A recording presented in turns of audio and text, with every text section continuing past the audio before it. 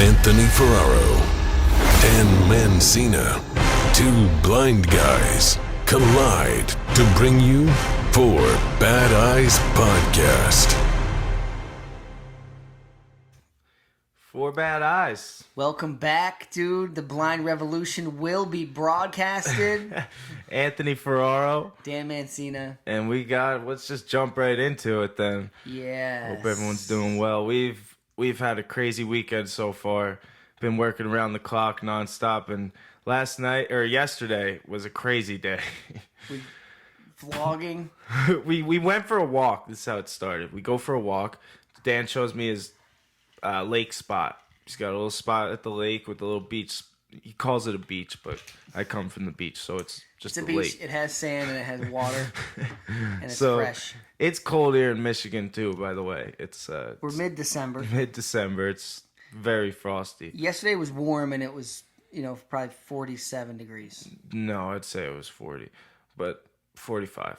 But and so we go to the lake, and Dan brings up, polar plunge, and he starts calling me out like he won't do it, and we end up rock paper scissoring for who's gonna polar plunge. Dan ends up winning, and Anthony backs out. I backed out. I was like, dude, no way. Like, I'm not going in this water. This water is ice cold. It's a small lake, and apparently it was frozen a couple weeks ago. It had skim ice. It wasn't frozen. It wasn't full. It had skim ice over it. So the water's got to be.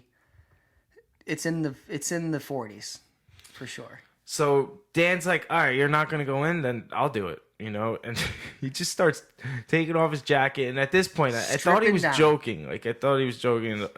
He just starts going, and I'm like, dude, no way. Like, stop. You're a psycho. You're not doing this. Well, I was half, joking, trying to see how far you would go, to see if you would do it. And I'm the type of person where, dude, I can't back down out of this.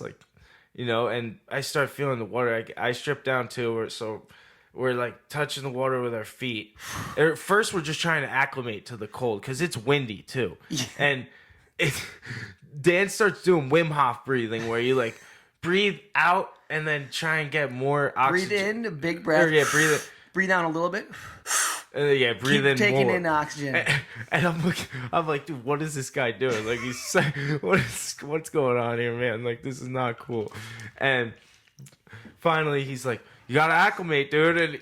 And I've only heard about the Wim Hof stuff, and he starts teaching me and coaching me through. I'm freezing. At one point, I put my jacket back on because I was like, I can't do it. I can't do this. I can't even acclimate. Shivering the whole time. And he's like, dude, you can't put your jacket on. You gotta acclimate. The whole time, just say this to me. And, you gotta break through that barrier, dude. And I'm the type of person where, wrestling and just training, all that crazy training, I'm like, well, I have to, type of thing. I have to do it. I went in up to my knees after a minute, and I came out, and it's so shocking at first, where your knees just want to collapse. You don't even want to stand up.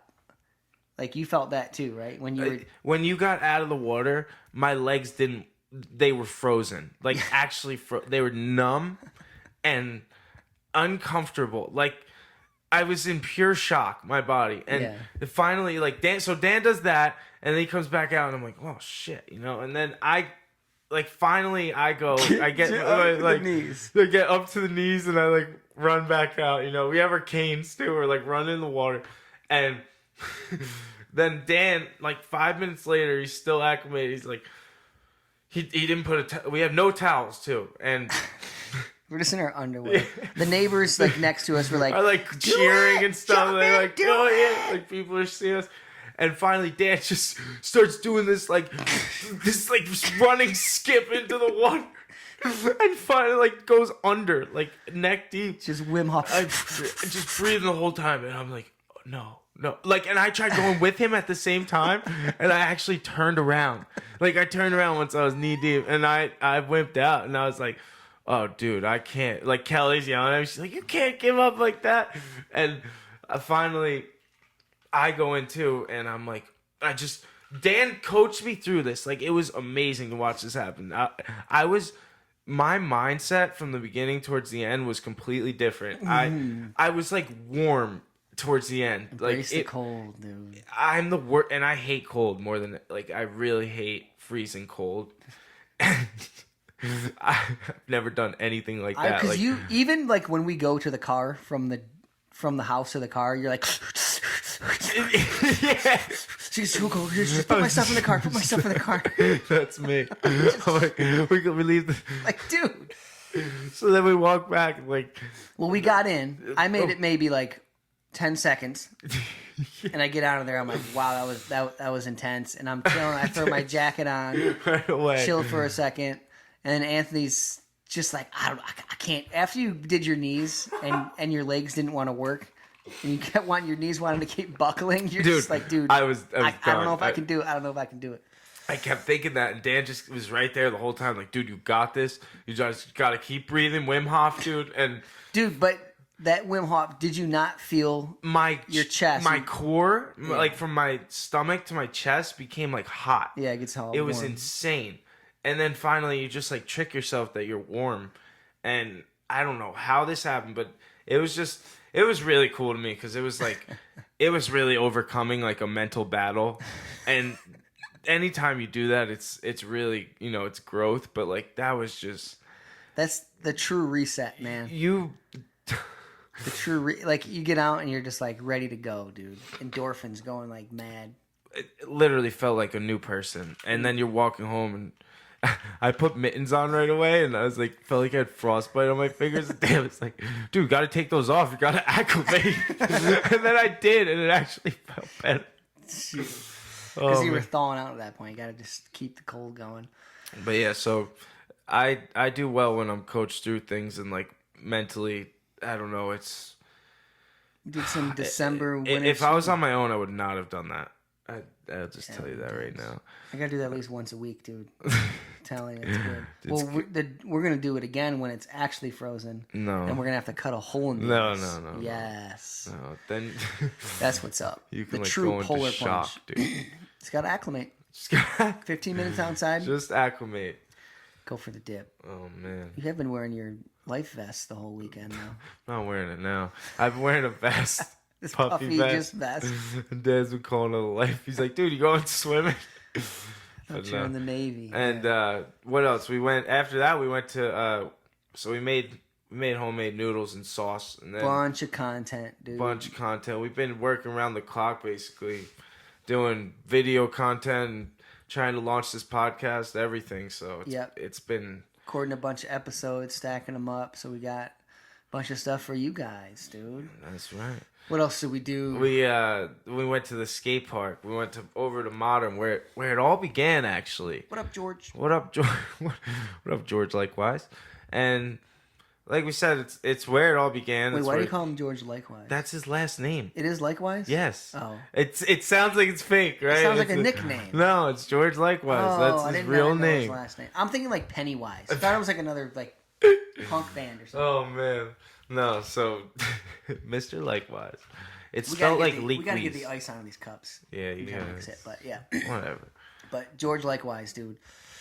So Modern's where it all began, where me and Dan actually met. Nick Mullins put it together. Sorry. Huge indoor park, like what is like 30,000 square feet? Yeah, it's gigantic. Massive. It might even be 50. It has every feature you could really want to ride. Or like 6-foot mini ramp, 3-foot mini ramp that's like 50 feet wide. With a 4-foot extension that's like 30 foot wide as well. Yeah, kinked rails, regular flat bars, square rails, round rails, ledges. Every ledge you can imagine. Every height. Every like material. 2-stair, 3-stair, 9-stair. A bowl, a vert ramp. A full-size 13-foot vert ramp, which we're going to talk about in a minute. Yeah, we'll get there. But we started... Me and Dan had a game of skate last night. Legendary. Big game of skate. It was very heavy. There was a lot of smack talk on the way. There was a lot of smack talk. I thought you weren't gonna get a letter on me. Dan thought it was gonna be. I thought maybe one letter on the mini ramp. Nope, he thought 5 tricks and done. But I wanted to make it interesting to watch, so I had to fall on some stuff, you know. So he says, and then it started like nice and light, and then. Dan got me on like a S and a K or something. And then he fell. I brought him to the mini ramp. It got so serious. Like, we did. Dan started like bringing back mini ramp tricks he didn't even know he had still. Like, I thought that's where like I could do anything on the mini ramp essentially, and like, oh damn, won't get it. Because you got me on three letters or something like that on the mini. On the mini, yes. And then finally you fell, and I'm like, all right, do I go back to the street? I was like, no, dude, I can't be a little freaking biatch. So I had to get at least one trick in, and I landed front. That's what really like shook me. So we're on the mini. I had to get in your head. And I do I go to do a blunt to rock. To fakie, and I miss it, and I'm like thinking, all right, we gotta go back to street now. And Dan's like, he gets real serious, dude. Dan is in the zone, like he's almost heated at this point, and he's so in the zone. He drops in, he sets up, and I'm like, wait, what are you doing? We're not going to street. He's like, dude, don't worry about it, bro. And then he busts out a front disaster with like a lip slide, like dude. Yeah, it was insane. And it was really nice. Like I was at first try too, and I was so shook at that point. I was like, no, this is not happening. Like, if you could see me, I was sliding for so long, and then my arms were up in the air, dude, and I was like barely hanging on, and I was like, you just got to try to come in, either eat shit or what. And I pulled it in. I was like, oh, thank God. I'm in his head now, dude. Dan was definitely in my head at this point, and I land that, and we go back to street, fall in a trick. It's back to you. I'm like, oh no, and you're like, we're going to the 6 foot. So we go to the 6 foot ramp, step it up. which is like that's half the size of a full size, half pipe. It's tall, it's steep, it's fast. And you landed a trick right first try. I did rocked fakie on the mini. I'm just saying, on the 6 footer, and Dan's like, "Oh no." I never skate transition, and so this is tall for me. And I'm like, dude, I fell on that. No, but I will give it to him. He got no practice run, and he felt it out one time, and I didn't even think he was gonna drop in on it. 'Cause, dude, this ramp is scary. Like, if you don't skate mini ramps a lot, especially like bigger ones, like it's a decent, it's 6 feet with, it almost feels like a vert wall. It almost comes to just straight up vertical. And so when you drop in, it's like immediately sketchy. It's quick. You drop for a second before you even hit the ramp, so it's like free fall. And imagine just not being able to see a thing, like dropping in on this ramp, and we're just like, oh, and like I fell on that, and then I was like, and at this point it was SKAT to SKAT. So it was only one letter away from losing. Heavy. So then I try and go and do a blunt on the 6 footer. Which would have got me for sure. Yeah, I was going to close it. And then I just missed it. Like I landed on the coping and then fell off. And Dan brings me up. Oh, also Dan got me on like a trick. What'd you do? A Smith grind? A Smith on the ledge. Smith on the ledge. And I don't even know what a Smith... I had to ask him what it was to try it and, like, lock in it and don't land. And then it's just like, ah! So, like, Dan's doing tricks I don't even know about. And then for the E, he does a front crook to fakie on the ledge. Like, a decent-sized ledge, too. And I'm like, well, what the hell's a front crook to fakie, dude? And then he has to show me... And once again, the first time I kind of like don't get that. I think I locked in actually the first time. And the second time I got like one more try to not lose. And I got so close. And it was just so like, was really. Daddy came home with the W, dude. But it was the coolest loss, like losing on a trick I almost landed that I never tried before. But I had to give it to Dan, I had to not take it. I could have beat him, but I just didn't want to. I get really competitive when it comes to that. Especially so if I would have lost, I would have been bummed. I would have been pissed for like an hour. I was like, "Don't lose, dude. Please fall on the blunt." Then I had to take it back to the street. Got it. But that's how games of skate are. That helps you learn new tricks because you do something you haven't done, and you're so like focused, like you want to win. You want to take, and then you usually get at least closer than you ever normally do just trying a trick on your own. And that's what happened with you. And then you landed it in like 10 tries, which is like a crazy trick, dude. Dude, that feeling was insane. We had the whole skate park to ourselves after hours. George like really hooked it up. He was the judge of the game of skate too. It was amazing. Like he would be like, "Oh, he hit a 540, like you're screwed." Yeah. And So that was amazing. We skated till like 1:30. Yeah, we I skated. think we got back at 2. Then at the end of the night, we're about to leave. Oh yeah. And we're like, oh, we got to check out the full 13-foot we've never like skated on one. We half pipe, 2 feet of vert. It's a like you'd see in the X Games, full size ramp. It's scary. Best half pipe in Michigan for sure, in the Midwest, dude. Yeah, Shit. I'd say in the whole Midwest. But went to that and like, go to the top, slide down like a slide, kind of feeling it out, and then Anthony's getting into it because Jason Ellis. You asked Jason Ellis, like, I want to drop in, and he's like, I don't know, mate. I don't know, mate. Yeah, it kind of blew you off, and you're like, now that's your goal to dude. Like, I sent him a video of me pumping on this thing. I was like, I'm practicing, mate. I'm coming for you. But you did about 3 runs, Jason. and then like your fourth of just pumping back and forth. Fourth run, you go and like I'm like looking, I'm like, oh, he's going way faster right now. You wanted to get up to that vert, dude. I was committed, like, and you were getting up there, getting up to the vert. Dan, first of all, you were going pretty high. Like, I was pretty impressed. That ramp was scary. It's a scary ramp. The second you get like above 6 feet on that ramp, you're like, oh mama. And Yeah. I'm like I'm like really in the zone at this point. Like, pumped it a few times, like probably did like 6 or 7 things on it, trying it out, fell a couple times. At this point, I'm going so fast and I'm feeling like the speed, dude. I'm feeling this like amazing feeling, Wind's where you're blowing like, in the the hair. wind, Yeah. my hair is blowing in the wind like crazy. I'm like feeling that like G-force, dude. It's like you're like you start when you go fakie, you get like I started bringing my knees to my chest, basically, dude. Yeah, like you suck up. It's insane. You get and weightless for a second. I finally started feeling that weightless feeling. Like, so there's this white line marker at the top under the coping. I think it's like that's Foot the shy 10 or 11 foot mark. Yeah. And I was like a foot or 2 feet shy of that. Yeah. And I was at like 9 feet or 10 feet. And like at one point, I'm like so in the zone. I'm going on this ramp, dude. Wall to wall, like just fakie, fakie to regular, yeah. And finally, I go up fakie and I like go on the vertical part. Like I'm actually weightless. My body is like facing the down, and I just like I've never felt that feeling before.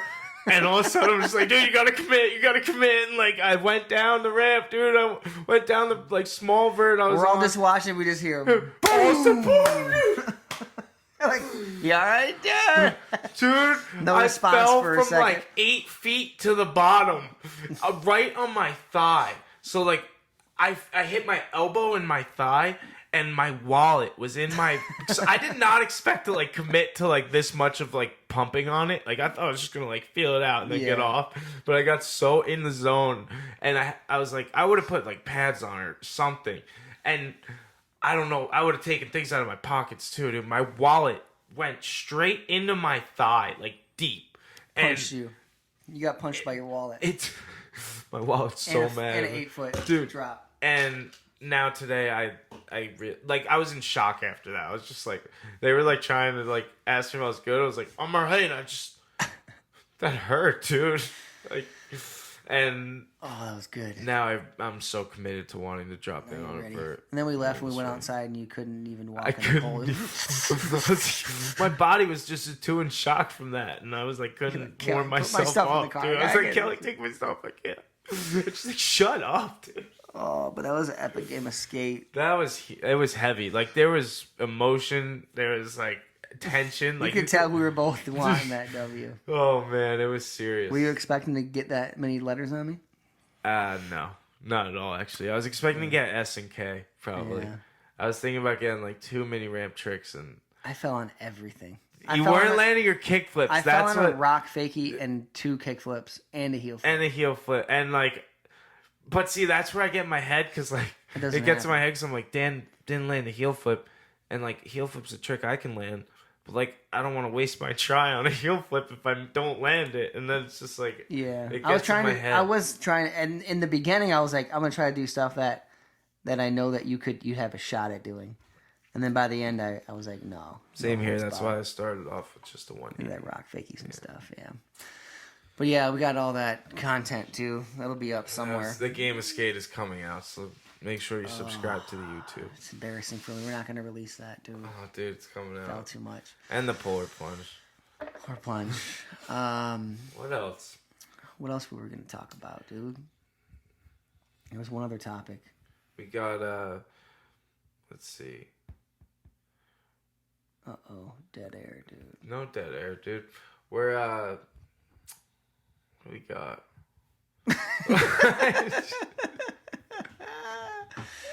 Oh, I wanted to talk to you about how did you get, like, talk to me about since being around you this weekend, like, I see how much skateboarding's in your life and the culture of it and, like, everything. Just even how you have this bearing press in your freaking garage. It's sick. Like, Dan taught me today how to change.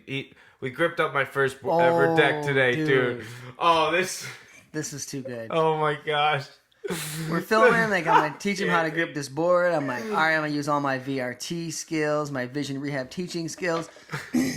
We got this. We get the grip on the board, and you have to, like, file it and then use a razor blade to cut all the edges off. I did the first couple parts perfect. I just want to get that out there. Yeah, well, this was, like, partly my fault. And I hand you the blade and I show you how to cut it. And like this dull box cutter, you too. make it's a box cutter, so the blade's in this, like, little handle thing. And I'm like, show you how to do it, hold the blade, like, a certain way. And you make your first cut and you're like, dude, I don't know what's happening here. And I feel the board and it looks like, it's like shark teeth all along the edge. Instead of a clean line, there's just like this shit. It's the most haggard thing you ever see. I'm like, dude, what? I'm like, it was really cold out. I was like, I know the grip tape was harder than usual. I'm like, I think you're just not pushing hard enough on the blade. So it was so jagged. Like, I cleaned that line up and I kind of show him one more. I show him one more time, like, put the blade hard on here, and then you do the same thing again, and it's the same, just most ridiculous looking thing. And this time we're just laughing. At one point, I just started like, "Oh, dude, I'm just gonna peel the grip tape." He's like, "No, don't do that." That's gonna just, like, rip and take chunks out. There's, like, chunks ripping out on the side of the board. Oh, we should show. It's too far. You watch the vlog. You gotta watch the vlog. But then I'm like, hang on, dude, show me how you're holding that blade.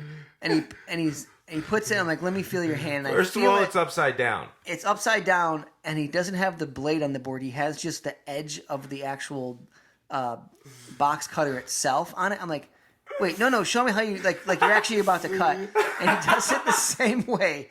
So he was cutting with just the edge of the box cutter as opposed to using the blade. So he was just, like, ripping, like, pretty much grinding down the side of this thing.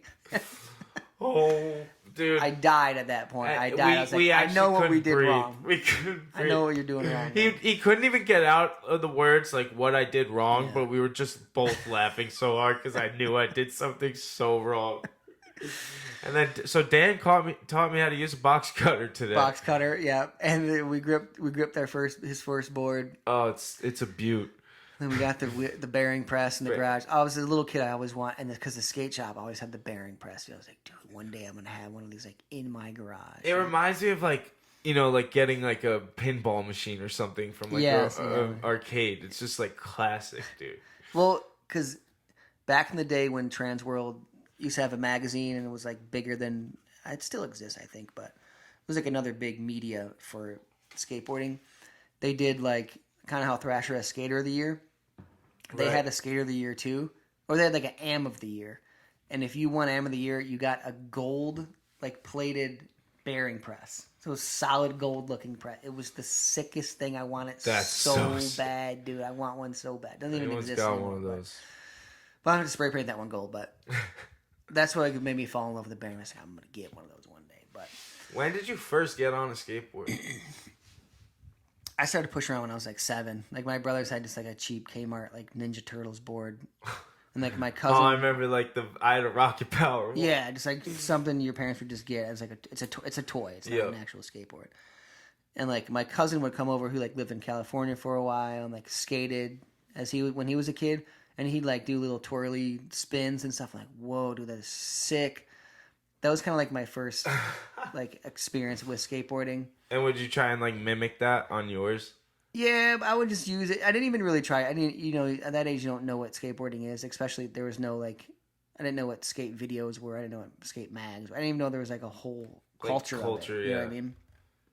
So I would just use that board just to push around back in East Point, East Detroit, and just cruise around. And then I moved to a different city, and then still pushing around. And then I did a lot of snowboarding. That was like my first love.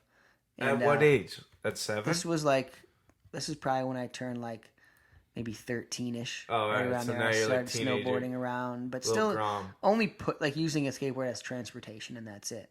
But then I read in a snowboard mag that I used to get that said skating during the summer will help with your snowboarding in the winter. You know. Oh wow. So I'm like, oh okay. I'm like, because I was like loving snowboarding. Like that was my shit. And then I go to skating, and then I fell in love with that. I was like, oh, snowboarding is not nearly as cool as skateboarding.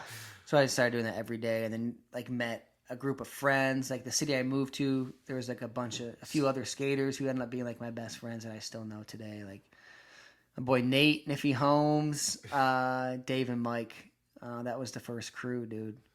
And what you guys used to cruise? Is that when you started getting into like ollieing and stuff? Like when did you start? That's when I started learning that there were tricks. And like Dave and Mike, their mom would always hook them up with skate videos. So we go over there and watch skate videos. And then you're like, oh my God, this is amazing. Like watching these dudes who I ended up just idolizing. Like it was like all the 411 videos, the On videos, all like video magazines, and then like Zero videos. Like Jamie Thomas was like the first dude that I like fucking was just obsessed with.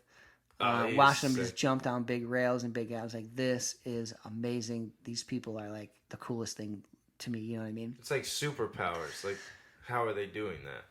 Yeah, they're like, you just idolize them, you know? Mm-hmm. And then we're like, oh, we can make videos. You know, we have a video camera. And then I started with like doing like CKY, Jackass stuff, mimicking that. And then like filming a video. I think the first video we filmed was called Gone Fishing. I think that was the first vid. And then there's like other skate crews that you find. You know what I mean? You find like your homies in the skate world. Because there's so many different people. There's like little crews, and each city has its own like crew that's like the best skaters. And there's so many different styles, and like there's just a whole... It's insane to me. There's like the pros who are like, it's all California. At this point, this time, this is like early late 90s. Yeah, there's 2000s. Like all the crazy bull skaters. Well, there's like the pros that are in California, and then within your city, there's like the local legends, right? Mm-hmm. So there was like the daycare crew where I grew up, like Josh Robertson, Drew Hewins, these dudes who would make local videos who were like the best in your area, you know what I mean? And then you idolize those dudes, and then even like seeing them out skating, you're like, oh my God, that's Josh or whatever. Yeah, you kind of bug out. And you just want to be them, you know what I mean? You want to get in with that crew. And then you just keep shredding and shredding and shredding. Kept skating and started the next crew I kind of went with was like BSM, Bushwhack Skate Mafia. My boy Sean Bush. I mean, so many dudes. Eric Nowacki and like Brad Hendrickson, Matt Hartzell. Those dudes are still shredding till this day too. Just filming with those dudes, and then you kind of I started like going to different cities. Like we made a trip to like North Carolina. Like we go to Chicago. And how old were you at this point? Like this 17, is still high school, yeah 15, 16. Oh wow! I graduated when I was 17, turned 18 that summer. So, and then I'm like, all right, I'm moving to California, dude. I want to be a pro skater. You know what I mean? Like that's like your goal. Like I want to be in the industry. Were you shredding pretty well at this point? Like, have you really grown in skateboarding? I was decent. Like, you got some, like, small flow sponsors and stuff, local shops and all that. The Local Shop Plus still exists today. Like, were you still, like you were airing, like, you were jumping stairs and shit like that? Like, yeah, we're doing handrails. Yeah, okay. I was shredding you were definitely... I was shredding bowls then, too. I used to be ATV back in the day. I used to get coping, scratch coping on, like, 13 like slashers. And stuff like that. Man. So, like, I used to be able to frontside air in, like, a pool. The Venice pool, I did, like, frontside airs and stuff. And then moved to Cali, and it was just, like, got a job at a skate shop, like, working my way into the industry. Just still flow. You know, I never made it at that time. Like, like made it in the industry, quote unquote. And you're not blind at all, right? No low vision? No low vision, like at nighttime. I would even still drive at night at this point, actually. So my vision was still good. And this But is you like, knew it was going? oh or yeah, no? yeah, oh Okay. yeah. I found out when I was 13. Oh, man. And I would do like checkups like maybe every couple of years. So it was good, but like it would only my vision would only get in my way like when me and all the homies were like messing around at night, we'd be like running through neighborhoods or something. I might like run into like an electrical box or something like that. You know what I mean? But like, yeah, still chilling, not affecting me. And I just lived that whole just scummy skate life, living in a skate house, like 6 dudes, just partying, working all the at a time. skate shop. I'd like skate to and from work, bomb a hill to and from work, and it was just sick. A couple blocks from the beach, right by this famous spot in Santa Monica, the Sand Gaps, and ledges over there, skating those on my lunch break and stuff. And then that was tight because then we'd go to like the skateboard trade shows too. And then now I get to actually like see pros like in the wild. You know what I mean? Dude, how crazy is it like when you look back to your 13-year-old self even and then like look to where you are now? Like if you told your 13-year-old self like, hey, you're going to be sponsored by Real and Adidas. Oh, Real was my favorite. Real was that became like my favorite boards to ride back then. Because they had like the steepest concave, like big noses and stuff. Right. Hyped down and watching Dennis Busenitz and those dudes back in the day. And then I kind of got burnt down on it and like skating in the industry and all that stuff. I was kind of over it. And then I had a kid who I wasn't planning on having a kid at this point. I'm 20 years old, I find out. I had him when I was 21. And then like that's terrifying. It was intense, dude. That's got to be so scary. I found out and like went. And then knowing you're going blind too. I wasn't even thinking about it. You couldn't even think about it? Well, it just wasn't affecting me. Oh, okay. It wasn't as to have an effect on my life, so I wasn't even on my mind. And I mean, I just focused on that. Went back to school, I was going to college and stuff, and a whole bunch of stuff went down at that point. Yeah, trying to be able to support my kid and my family, So actually stepping up and like doing something. Yeah, exactly. Doing something more than just, working at a skate shop, not making much money. Living in a skate house. Yeah, exactly. Yeah, I can't live in the skate house with the Calican. Yeah, I moved back to Michigan from Cali, from LA to Michigan, and me and that lady split. So this was like an intense time in my life where like she left with my kid back to California. I'm still in school. And you're 22? I'm 22-ish at this point. And then my sight went really quick at that point. I like lost all the vision in my left eye. And the same thing started going to my right eye. And then I was legally blind. How quickly did it go?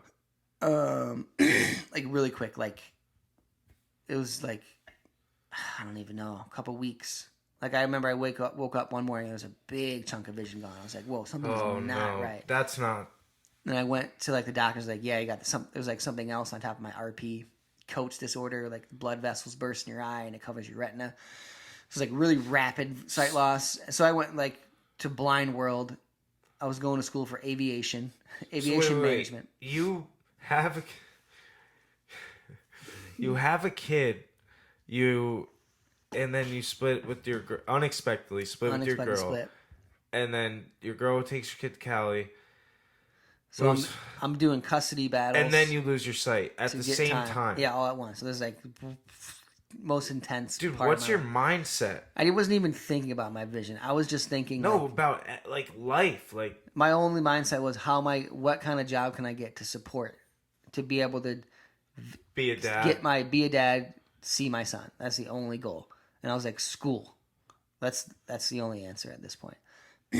So just going to school for first was aviation. I was like, I can't do that. I'm blind. What can a blind person do? First blind person's thought is usually massage therapy. Yeah, we've all thought it. We have all thought it. Work with your hands, right? It's all feel. Exactly. I did that. I got a certificate. Like I finished my associates. I work as a massage therapist for like a full year, and about like 8 months in or 9 months in, I'm like, there's no way I can do this for the rest of my life. Like it didn't feel like me, you know what I mean? Yeah. Like I love massage. I'm all about it. I go get massages all the time. It's a necessary. I back it fully. But like this isn't me.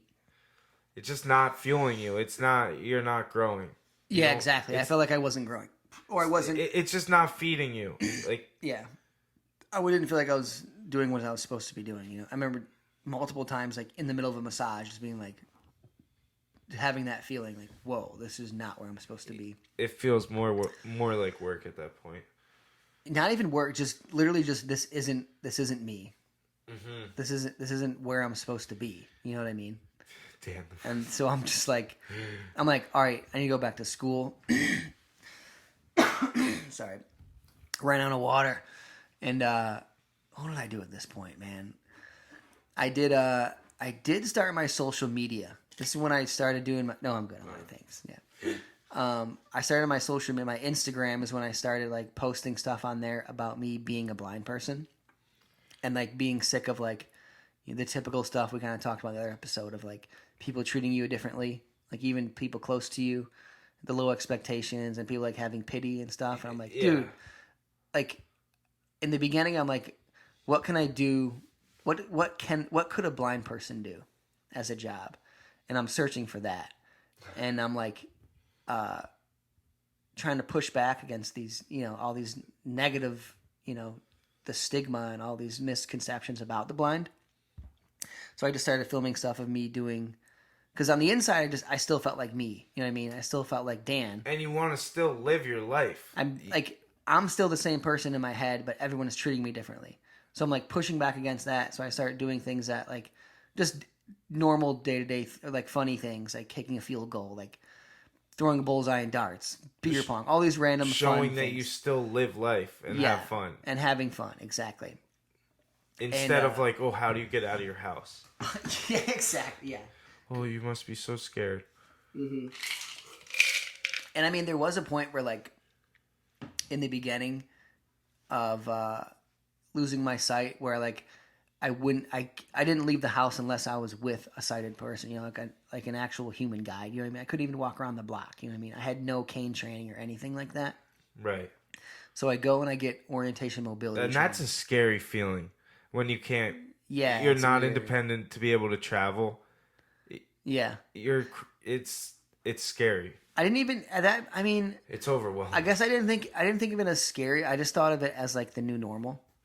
Like I'm just gonna sit here though? Yeah, not even that. I guess just like, I mean, I always had so many friends around me, and Heather at this point too. Actually, I met her. I could still drive when I met her, but I never drove actually with her. But Probably a good so like she was there along the whole thing too.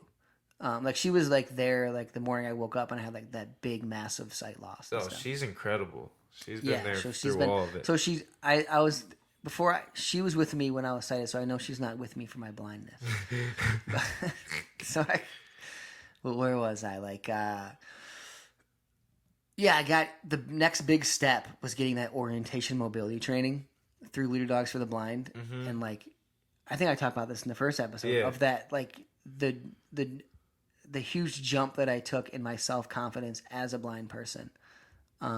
With the freedom of travel again. Right, where you were like using the bath, like Heather would ask you if you need help going to the bathroom like, when you're out. I got this. Yeah, got it. And then I started like, dude, I was super fat at this point. This is when I was like 238 pounds. Just like, unhappy. Just drinking and like eating like whatever. And that's not your normal weight. Not at all. No, dude. I went from skating every day to like nothing. You know what I mean? Just stressed on school. Stressed on figuring out what am I going to do? How am I going to see my kid and all this stuff? Going through custody battles and all this just whirlwind of stuff, my blindness. And so that was a big step in getting some back. And then I started like, I would walk 5 miles every day and just like using my cane and just traveling. I would be like, take me on a drop off, which is like where someone just drops you off. I have my GPS and it's like, I take me a mile away anywhere. And then I walk back to the house, and like that is scary. And then doing like I would do like one thing that would step me out of my comfort zone every day. So I'd be like, even if it was really small, it'd be like going in the gas station and getting a drink by myself. And that's the only way you're going to be able to do it. Yeah, doing that. Like I'm going to going to Dunkin' Donuts and get a coffee on my walk. You know what I mean? Something where I would feel uncomfortable. Did that for a minute, and I started running. I was like, I'm going to get into running. Ran did a 5K, did a 10K. With a guide? No, just me. I had that peripheral sight, so I would look and I could see. I could see the difference between the sidewalk and the grass. Oh right? wow, okay. And then I have my cane in front of me with the wheel. I showed you that wheel earlier. Yeah, he has a running wheel for his cane. I put miles on that wheel. Actually, that was the second one. The first one broke, but that one too. So I worked up to I think I got up to half marathon. I did 13. I think first I did was 13.3 miles. Oh wow. And then, what did I do then? I frayed my Achilles tendon from running so much because I was running every day and doing long runs every day. I didn't know you were supposed to do short ones, 4 days a week, and then one long run. There's a whole science to it. Yeah, and I did that, and then I started getting back into skating, and then I posted videos, one video of me skating on Instagram, and it got remember when you were talking about your first video of you kind of being you on TikTok? Yeah, just and kind of that positive introducing feedback yourself. you got. Yeah, I was like, oh, people are seeing me differently as a blind person. This is how I want to be seen as a blind person. And then skating a little bit more, and then having that falling in love with skateboarding all over again. In a whole new way. In a whole new way of at first I didn't think I'd be able to I didn't think I'd be able to push myself and progress. I thought there would just be I'd be able to do basic things, and then I got more and more comfortable, and I'm like, oh damn, dude, I can actually put my energy into this and accelerate at it, and have these personal achievements that give me satisfaction, like I did when I was a kid. You know what I mean? Just that want to just progress to the next level, and then fell back in love with it, and then from there, once I got skateboarding back in my life, everything was switched over, and it was all positive from there. I'm like, oh, this is where I'm supposed to be. I'm not supposed to be looking for what is a blind person supposed to do. On the internet. I'm supposed to look for what does Dan Mancini want to do, and I've always been a skateboarder, and I am a skateboarder, so that's who I was. So, and maybe I have to pivot a little bit for how I do it, and that's a big thing too, because so many people get told you're supposed to do this or you're supposed to do that, and it's just like you were saying before, it doesn't feel right. And something I think really big that I resonated with that you're talking about too, with you kind of have this big picture that you want to achieve, and you're kind of really overwhelmed with everything that has to be done with it. It's so big, the whole when you step back and see the whole thing. Yeah. And then the way to break it down, like you said, you started out by doing the drop-offs, going to the store and doing these things. You have these little goals along the way of your big goal that really help you get in that mindset of getting to that bigger goal, and it becomes less overwhelming, For sure. It's all little baby steps. Exactly. And that's how it was for me in wrestling. I started in 7th grade. I was awful at wrestling, and it was my first year, and I couldn't even score a point. I started going to tournaments every weekend, and I couldn't score a single point. Just traveling with my dad down again every weekend. Same bracket with these national champs and stuff, dude. Getting beat bad. I'd get thrown around and then pinned, and I'm just not giving up, and then finally I'm maybe this isn't for me, still not scoring a single point at these tournaments, and going to a club every week, every night, 4 nights a week. And then finally I switched my goal from trying to win these matches to, all right, let me try and score a point, a point. And then once I finally did that, I started scoring these points, and it gave me the confidence to get. Oh, I can score a point. Goal. Maybe I can actually win. Yeah. And finally, a point turned into 2, and then the next time, and it's really big because stay on that mic, yeah. Because seeing that whole it's really overwhelming picture, and then seeing the progress if you do it like that, it really builds the confidence and it makes it more realistic. Yeah, you can never look at the big picture. It's so scary. And it's always, the end result is always way different than you'd ever expect it to be. Like, just putting in work, so even true. if you're putting in work, if it's towards wrestling, it ends up paying off in these other ways. Because you're just moving in a better direction in your life altogether. And that's led you to, like, just the social media thing. Well, it takes making a career off social media is about to be your career, dude. And it takes like it's there, like you're bringing in money now. It's insane.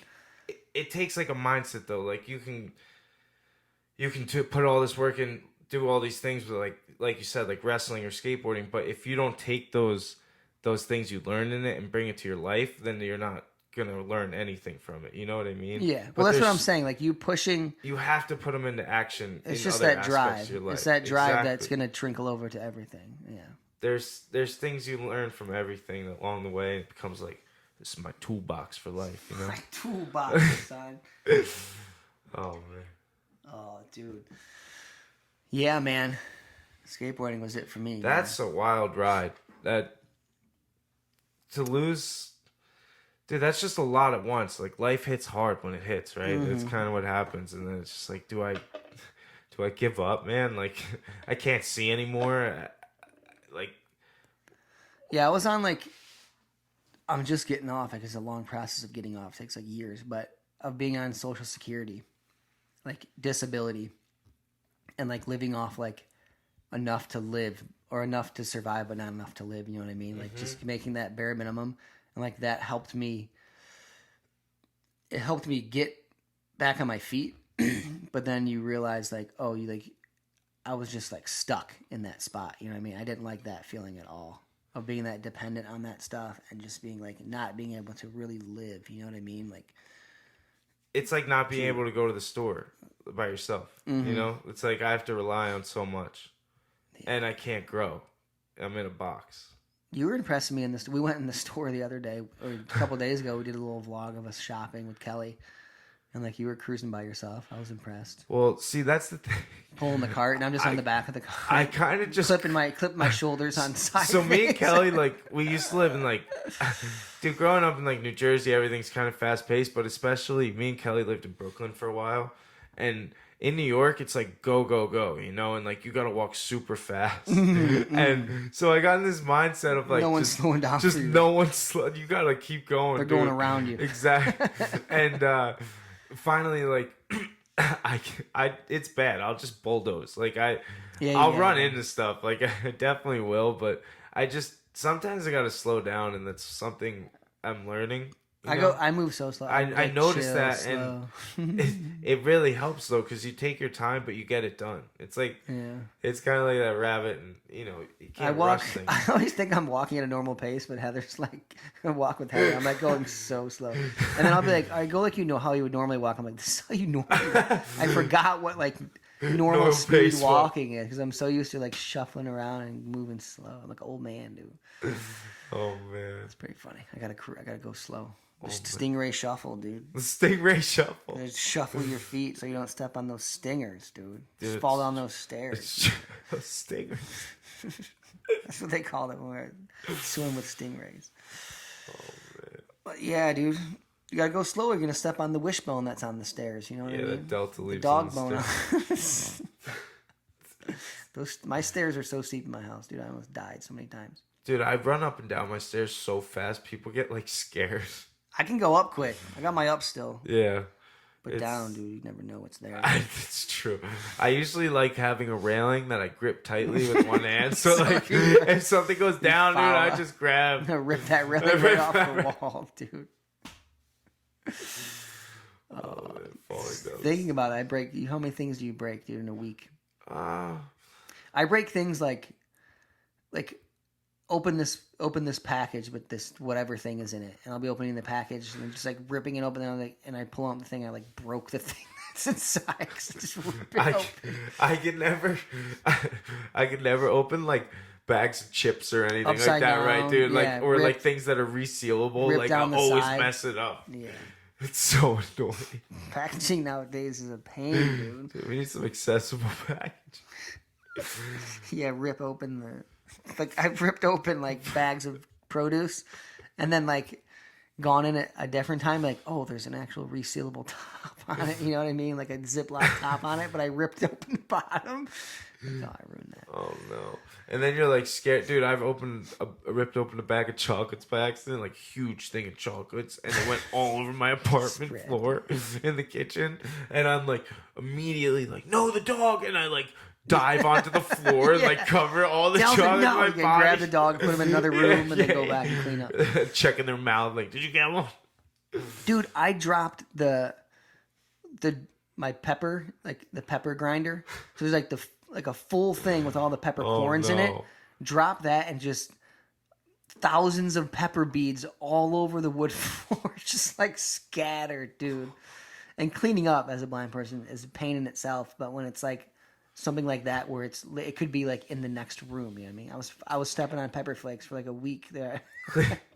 Cleaning up is such a pain, dude, because sometimes I'll think I'll have it like spotless. Yeah. And then Kelly comes in and she'll be like, Did you clean? Did you almost? Yeah, like, I spent like an hour cleaning, dude. What about this whole pile over here? What pile? Dude, I swear I checked over there. I swear I did. Oh man, scanning things and just trying to. The old fan method, dude. Yeah. Give them the hands and knees and fans. Yes, God, dude.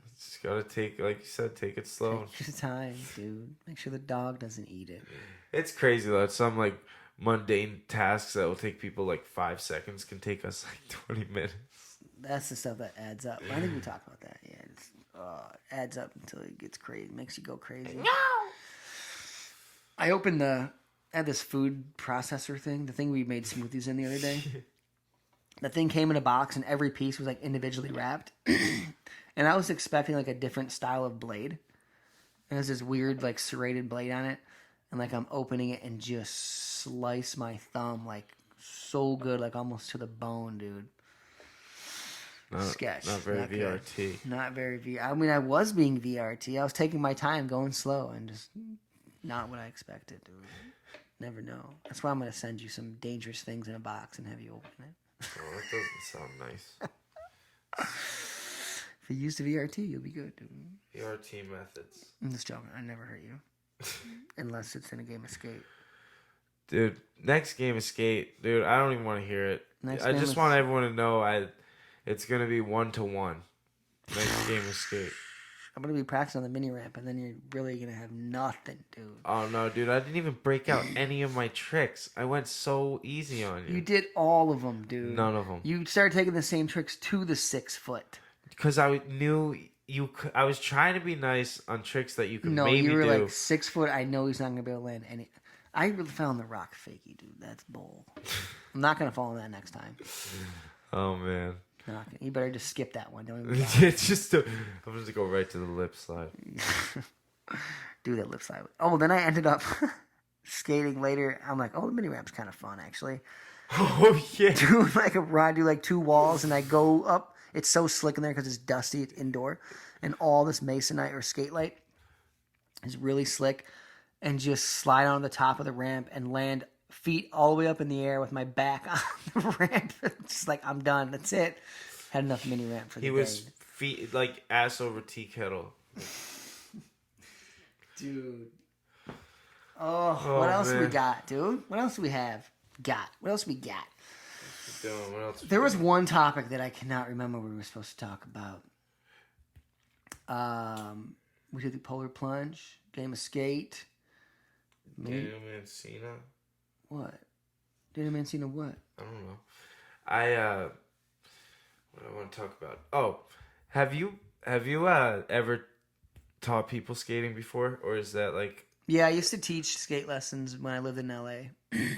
And when you working at this shop, and people would like put a new complete. Like, anybody do lessons? Like, yeah, make an extra. It was good. Make an extra like $50 for an hour, you know. So, because dude, we do work together really good. No, it's you know insane. What I mean? Like, I taught you. You learned 2 tricks today. No, 3 tricks this weekend. Yeah. In like 2 Every time days. we've tried to learn a trick, you've gotten it. Oh wait, 2 tricks today. No, Yeah, 4 4 tricks. tricks. Oh Yeah. man, 4 tricks in 4 days, dude. that's a lot. Four bad tricks for four bad. I'm telling you, this is the funnest time, dude, of like learning skateboarding. 'Cause you start progressing so fast. It's like boom, boom, boom. When I get into stuff, I get obsessed. Yeah. Like just purely obsessed, and I just start, going through all the different things, like trying to learn everything I can, and like sometimes I go too much at once. Like 9 feet down from the vert ramp. Jeez. But yeah, dude, we're putting together a theme song that maybe it might be a part of this when we post. Do you think? I don't know. We still have gotta to record work it out. Yeah. But there will be a song called Four Bad Eyes. You can actually see a little snippet of it on Instagram and TikTok and Instagram and Four Bad YouTube. Eyes. And YouTube, man. So follow all those things. Like and subscribe. Unlike, unsubscribe. Leave a bad comment. Yeah, leave a bad review. Email us with all kinds of fun questions you may have for. Let us know Anthony everything you want to know. Four Bad Eyes, FOUR, badeyes.com. And then That's right. You can find everything there. Dan at Four Bad Eyes. Anthony at Four Bad Eyes. And yeah, much love. Keep pushing, baby. Keep on pushing. Yo. Keep pushing. And one love from Four Bad Eyes.